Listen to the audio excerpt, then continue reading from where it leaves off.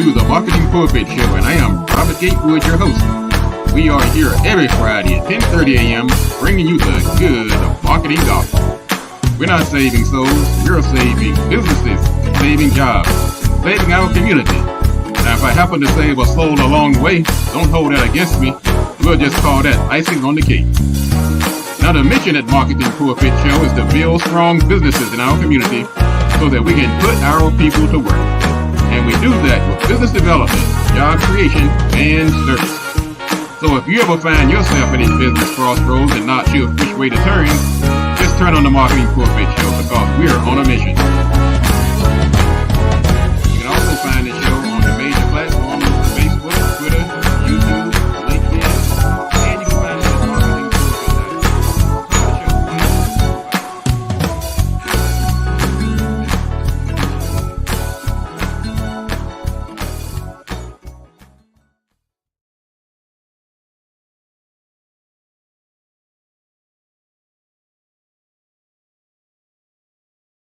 Show.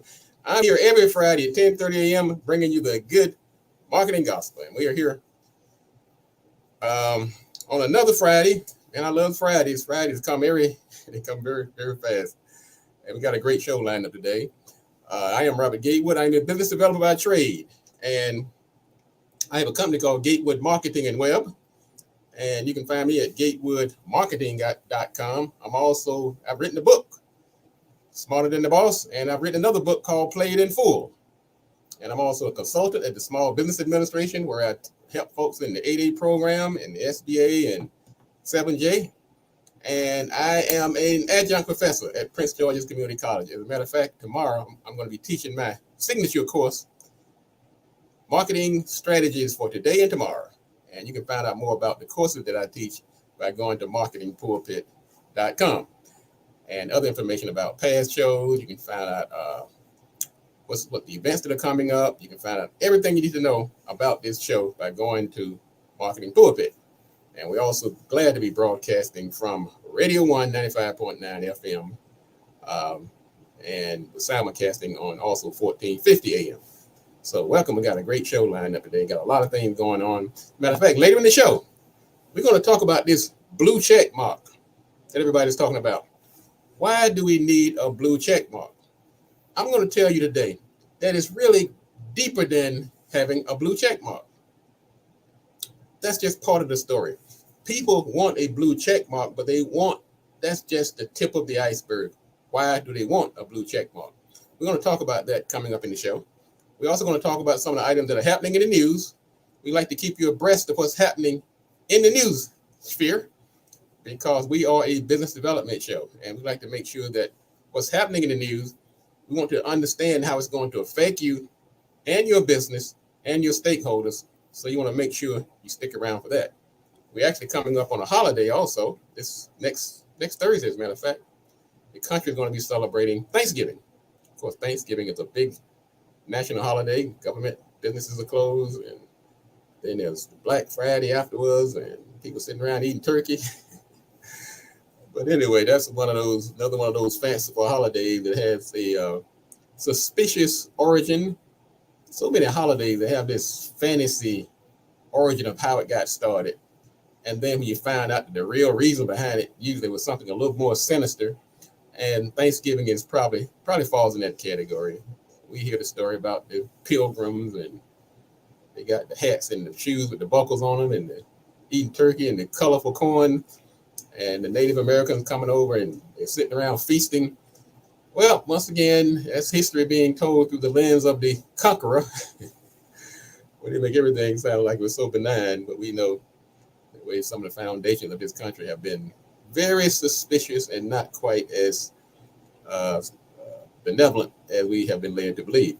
But anyway, I say it's still an opportunity to get together with the family and to give thanks for the good things that have happened in your life. Okay, regardless of the origin of these different holidays, we can turn them into whatever we like. If we want to celebrate and eat turkey with friends, then I say let's go for it. All right, let's see what else is going on. Now, this show is brought to you by Gatewood Marketing and Web and BLE Executive Suites. So we have you covered, whatever your location needs are. If you want to be covered on the ground, then BLE has its 3 locations: one in National Harbor, one in Largo, and one in College Park. And if you want to reach them, call them at 301-322-1700 or go to BLESuites.com. You can also catch the Gatewood Marketing. We have the web services. If you need a domain name, you need hosting and SSL certificate, we have your location on the web covered. And you can go to gatewood.biz to get more information about your hosting, WordPress, SSL certificate, and security needs on the web. And like I said, you can go to gatewood.biz for that information. All right, so we got a lot going on today. Also, we have our contest, our Nerf ball contest for today. The first person that can call in and tell me what does the acronym CAGE, if you're in the government space and you're out there doing your thing and Uncle Sam, you should be familiar with CAGE. Some people call it CAGE. It's a CAGE code. As a matter of fact, it's going to be tied into our topic today. So the first person calls in, we're going to give them a free business address. If you are in business and you're tired of giving out your address to all these strange folks and all kinds of folks, then BLE can offer you a business address, and that's where your mail can be picked up and people can send mail and they'll hold your packages for you and all that good stuff.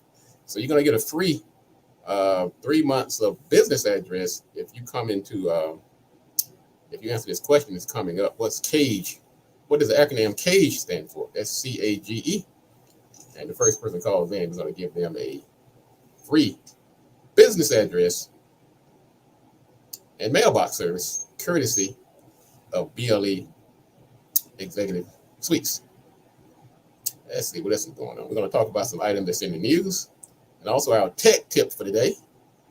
If you have ever been on YouTube and you've got one of these long videos out there, it's like, man, I wish I could share just a little piece of it. You know, you hit that one part where you were really on, everything was clicking. You're like, man, this is perfect, but I don't want to send this whole video to everybody. Well, there's a feature in YouTube called clips, where you go down, if you look, when you go into your YouTube account, look down at the bottom of the screen. And if it's not on the bottom, sometimes they'll hide it under the more. You click on the little 3 dots and more, and you'll see another set of menus. Click on that and click on clips. And what will happen, the section that you're watching will come up and it'll be highlighted in a little console over to the right of the screen. And you can slide that console left and right and pick out the exact perfect spot that you would like to share with your friends and co-workers and stakeholders. And you can also go up to 1 minute with the clip. Once you choose that clip, you hit the share button, give it a little title, and you can share it on your Facebook page. You can share it on LinkedIn. You can share it on Instagram. It's a great way to take a long video and share your favorite parts of that video with your stakeholders. So that's a feature that YouTube offers that many people are not really aware of. So we're going to talk about later in the show. Again, we're going to talk about this obsession with this blue checkbox. Bottom line is, folks want to be validated. We're going to talk about that coming up in our marketing sermon today. Why is it everybody's so what's this buzz about this blue check mark? It gained prominence recently with Elon Musk and his recent takeover of Twitter. But I'm telling you today that it's more than just an obsession with a blue check. It has it feels a deeper need. And we're going to talk about that coming up at the after the break. Let's talk about some items in the news quickly. And I'm telling you, it just keeps on coming. More Americans are starting businesses, not surprised. And we know much of that was fueled by the recent pandemic. And so some people are desperate. They're trying to find a way to make money because there have been layoffs, particularly in tech spaces where that were usually really unheard of. But so people are actually starting more businesses. So that's not a big surprise. Jeff Bezos got everybody interested in talking about him today. When he was giving people advice on not to go out and spend money on big ticket items. And of course, people have criticized him for that. They're like, wait a minute now, aren't you the guy that's selling this stuff? So he said, don't buy refrigerator cars and big screen TVs and things like that. And so people are saying, wait a minute now. This is a strange source for this type of information. But anyway, there it is. If you're living in the Washington, D.C. area, in one Prince George's County community, the citizens are concerned about the proliferation of liquor stores and tobacco shops. So they've demonstrated, and they're saying, look, we don't want any more of these liquor stores and tobacco shops in our community. So there was a protest. This is over in St. Pleasant, Maryland area. And so I support the fact that we don't need these liquor store on every corner. We don't need a tobacco shop in every mall, because it makes these vices more accessible to people. But the marketing side of me says that to the organizers of these protests, while you are seeking legal remedies and approaching the companies that are bringing these types of businesses into the community, you need to also focus on the community itself. Because one rule of marketing you should never forget, it's about filling a need, filling a want, filling a desire. Those shops would dry up tomorrow if you stop patronizing them. Those shops would dry up tomorrow if there was no demand. Those shops would dry up tomorrow if you don't give them your business. They would open up on January. By June, they'd be gone because nobody was there buying that product. So I'm going to ask the leaders of this protest to take a two-pronged approach. Yes, take the legals, community remedies, go through the churches and so forth and protest, whatever you want to do. But we have to get down to the grassroots and focus on that demand. Focus on the people who feel the necessity to have to go out and continually and patronize all these liquor shops and tobacco shops. Who are these people? What type of void is in their lives that's pushing them to this gratification? So anyway, that's my take on that. Also, let's see here. David Chappelle, he's had a little controversy going on. He hosted Saturday Night Live last Saturday, and of course he's been roundly criticized by members of the Jewish community. The Anti-Defamation League came out and pretty much said it was an anti-Semitic monologue, and a lot of folks have been chiming in. Some people in the Jewish community, like like Seinfeld and others, felt that it wasn't anti-Semitic. And my position is basically this: you either criticize nobody or you criticize everybody. I don't think anybody is exempt from scrutiny. So you can't just pick out certain groups to criticize and certain groups not to criticize. So I'm sure so let's spread it around. That's my approach on that. Also, we're going to talk about this coming up. We're going to talk about this Twitter issue and this blue dot, where Elon Musk has been really fighting off scrutiny. They're telling him, look, this blue chip is causing problems. And his approach was pretty much to criticize the congressman who was telling him about it. And I'm not sure that's the way you want to go. So we're going to talk about that coming up after the break. This is the Marketing Pulpit Show. I'm Robert Gatewood, and we'll be back in a moment. Don't go anywhere. We're going to talk about our marketing sermon in a moment. This is the Marketing Pulpit, so hang on. We'll be right back.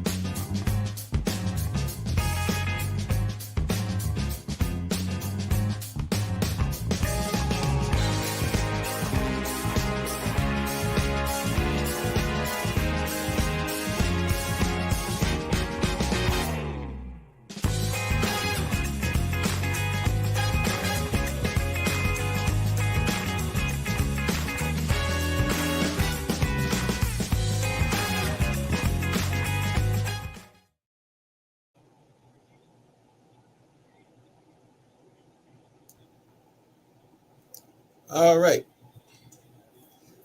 Welcome back to the show. This is the Marketing Pulpit. We're here every Friday bringing you the good marketing gospel.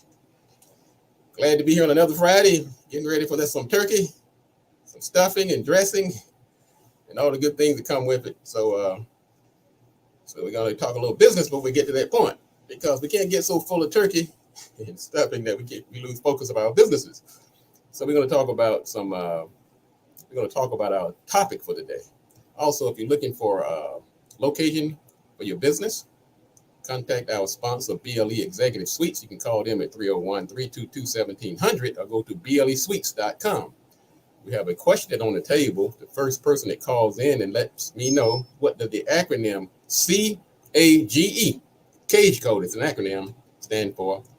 We're going to give you a free business address and mailbox service, courtesy of BLE Executive Suites. You can also go to gatewood.biz and get your domain name. If you're thinking about starting a business, do this first. Get that domain name while it's only like $15.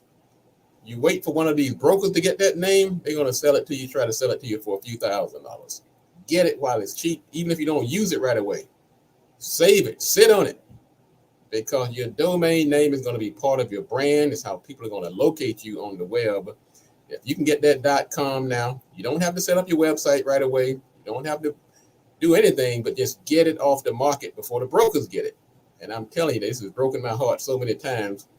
People with good intentions, they say, well, I'll just wait until I'm ready to build my website, or I'll just wait until I'm sure about what I'm going to name the company.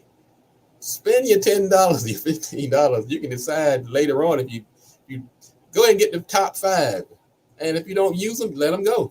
Or you can direct them, point them through a forward to the final name that you do get. But I'm telling you, get your domain name, folks. This is a cause of mine, because I've seen so many companies brokenhearted because the name was available when they conceptualized their business. And when it was time for them to actually kick the business off, they went back to look, and the domain was gone.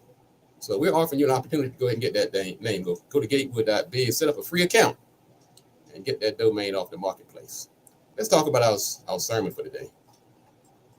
Now, we've heard of this story about Elon Musk and the blue check mark on your Twitter account. Bottom line, in the past, you could get a blue check mark if you were like a celebrity or government official or some type of influencer. And it was a validation that this was the real person. Well, when Musk took over Twitter a few weeks ago, he put the blue check box on sale, really, for $8 a month. So you don't have to be a celebrity or anybody, just have $8 a month. And people have exploited that. They've set up names under Jesus Christ. And this congressman, he got in a spat with Twitter because somebody set up an account under his name, and he paid the $8, and so he was not too happy about it. Of course, Elon Musk kind of brushed him off. But my point is, before I instead of getting into the weeds about the politics and so forth of the blue check mark, it's not necessarily an obsession with the blue check mark. It's an obsession with people want to be validated. It boils down to validation. In this era of fraudsters and scam artists and vainglorious individuals, egomaniacs, we don't know who to believe. Think about it. You go on the web now, everybody can build up a website. I mean, you got pimple-faced kids down in the basement putting up websites. You think they're $1 million organization because of the facade. So consumers are rightly concerned about who is real and who is fake. And as a business owner, that should concern you as well, because you're looking at your website, you're like, hey, I'm good to go. I have the great service, have a beautiful website, have beautiful products and services, nice staff, nice office, but I'm still not getting the traction that I should be getting at this point of my development. Well, the reason could be because people are afraid. They don't know you. They don't trust you. And that's where that validation comes in. So now there's some people that just want to be validated just for they're egomaniacs. They want a blue check for reasons that have really nothing to do with business. They just kind of big-headed about it. But for the average business owner, it's not that at all. They want to get the validation so that people feel comfortable doing business with them. Well, I'm going to give you a different blue check that would give you that same validation without and leaving all the Twitter drama behind. My favorite one is SAM.gov. SAM. That stands for Systems Award Management. And it's a validation you get from Uncle Sam. You go to SAM.gov and you register your company as if you're going to do business with the federal government. You don't have to do business with the federal government. You don't have to, because one is pretty difficult to get in the contract with the federal government. So that may not be your decision after all. It's Uncle Sam who decides who gets business. But there is no cost whatsoever to go through SAM.gov to get what we call a CAGE code. And for those who are interested, CAGE stands, it's an acronym, Commercial and Government Entity. Once you get a CAGE code, you are validated as a business, whether you're doing business with the federal government or not. And the other thing about it is you have to get validated every year. So when you're handing out your business card and when you're putting your website together and people are trying to decide if this is a real company or this is another one of these scam artists, if you have that CAGE code, take it from me. You've had to go through quite a few hoops to get it. You can't pretend you're somebody else if you want to get through SAM to get that CAGE code. You can't have a fake address. You can't have a fake phone number. You can't have a fake email address. You can't be legit one minute and not legit the next, because Uncle Sam, under his CAGE code, validates you. They go to your place where you registered in the state, where you have your certification. They will make sure that that's valid, it's up to date, that it has not been forfeited. They will make sure that your email address is connected to a domain name of a legitimate company. They will make sure that your phone number is not one of these Google phone numbers. They will make sure that your virtual address is actually tethered to a physical location. So if you have a company and you're not getting the traction that you think you deserve, it may have nothing to do with your qualifications, your professionalism, or any other of those factors that we normally use to judge a business by. It could be because in this world of so many fraudsters and shysters and fake people, they don't trust you. I hate that it's this way. In the old days, you judge the company by their services, by their qualifications, by their credentials.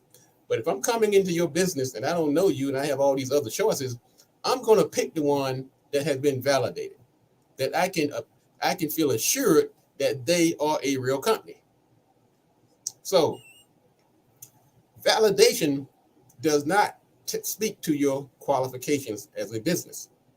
It doesn't let that business owner know whether you have good services or bad. It doesn't let them know whether you curse your customers out at the front door, whether your secretary is popping his or her chewing gum. Validation does none of that.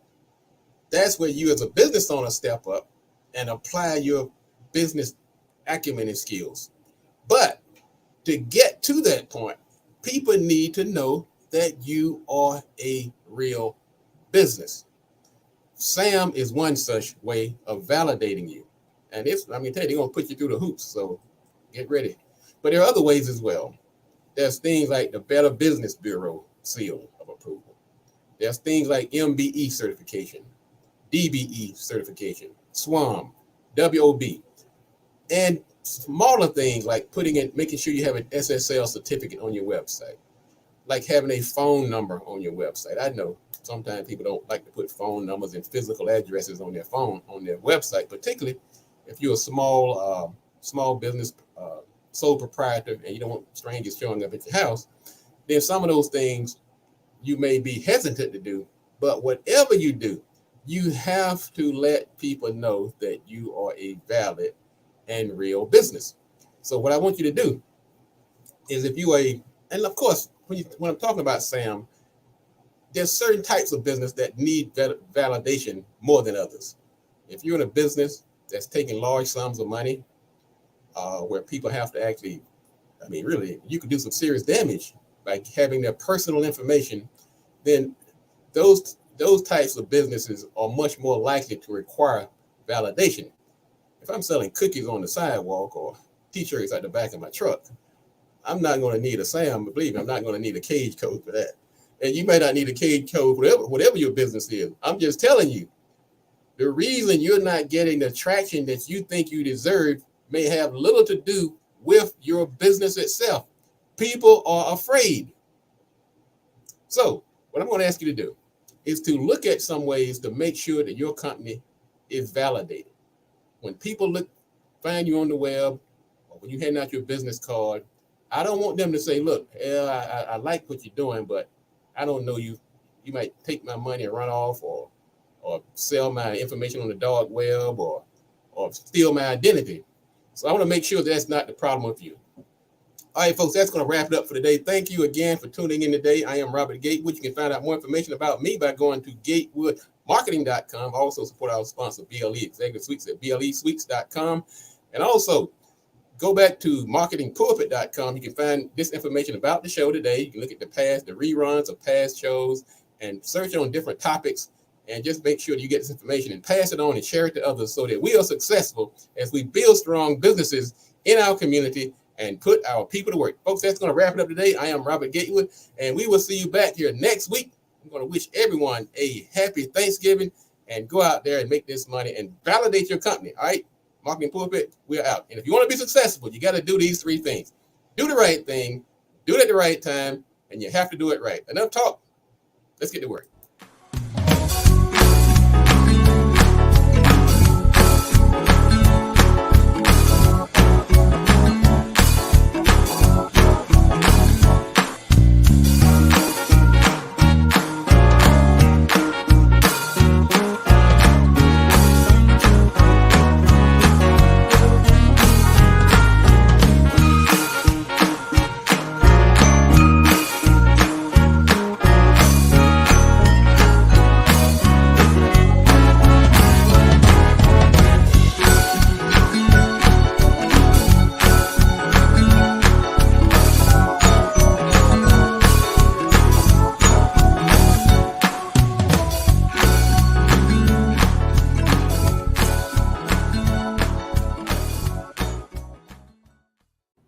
You can make money while you sleep. It may be an oversimplification in some instances and not so much in others. When we're talking about passive income and making money while you sleep, like most things in life, all things are not created equally. There's some you can make while you totally asleep. You can sleep for a week or two and not even worry about it.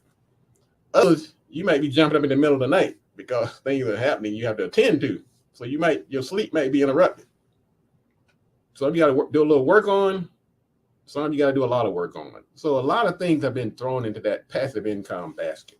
But I do like that concept that when I'm laying in the bed at night and I'm making money, that it doesn't mean that I didn't do some work before I lay down. So there's varying degrees of passive income. Social media, I'm pretty much group most of us in three groups. There's the social, these people that are all in. They're in it, they're building businesses, they're building their base, building relationships through social media. They see it as a tool that's really beneficial to them, and they're invested in it. That's the social side of social media. Then we have the unsocial. People that are passive observers. They like it. They'll post every now and then, but they really it's like an entertainment to them. They go in there and watch what people are doing, and they'll share something every now and then. They're not really all in. They're kind of unsocial on social media. Then we have the third group, which is really a little disturbing. That's called the antisocial. These people are rude, mean, belittling, and they're downright dangerous. So we have to, for one, as a society, understand that there are all these different groups out here. It's not a cookie cutter, and not everybody on social media is the same. Curiosity kills the cat. Now, what that says is that sometimes being too curious puts you in danger or at risk. But when you think about it, if you're a bad cat, you wouldn't want people to be curious either. Because some of these cats out here, they deserve to be, not necessarily killed, but at least need to be marginalized. Let's say this cat takes on a certain countenance. Sometimes it takes on the countenance of injustice, prejudice, of apathy, of myopia. We're seeing the rise of some of our worst instincts, and we have every right and obligation to be curious and not let some of these things go unchallenged. So yes, curiosity does kill a cat, but if you're the wrong kind of cat, and I do speak in colloquialism, then you deserve to be put aside.